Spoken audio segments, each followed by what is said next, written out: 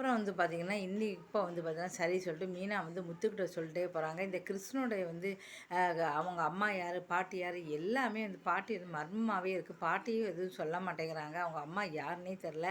எனக்கு என்னமோ அவங்க வெளிநாட்டில் இருக்க மாதிரி தெரியல, அப்படி இப்படின்னு சொல்லி பேசிக்கிட்டே போகிறாங்க. அந்த நேரத்தில் வந்து பார்த்திங்கன்னா ரோட்டில் வந்து கிறிஸ் பாட்டி வந்துக்கிட்டு இருக்காங்க.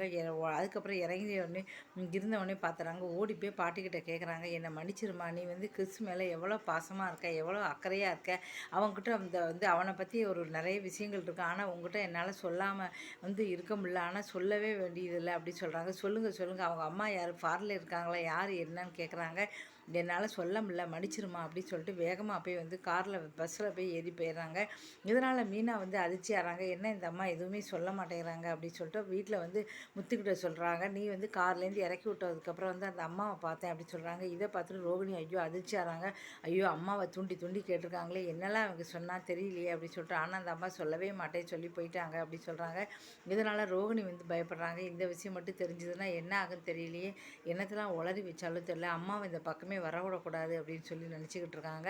இதுக்கப்புறம் ரோகிணியோட பேச்செல்லாம் வந்து எப்போ வரப்போகுது, ரோகிணியோட விஷயங்கள்லாம் எப்போ வரப்போகுது அப்படின்னு வந்து தெரியல. பார்க்கலாம். இந்த வீடியோ பிடிச்சா மறக்காமல் சேனலை சப்ஸ்கிரைப் பண்ண. நன்றி, வணக்கம்.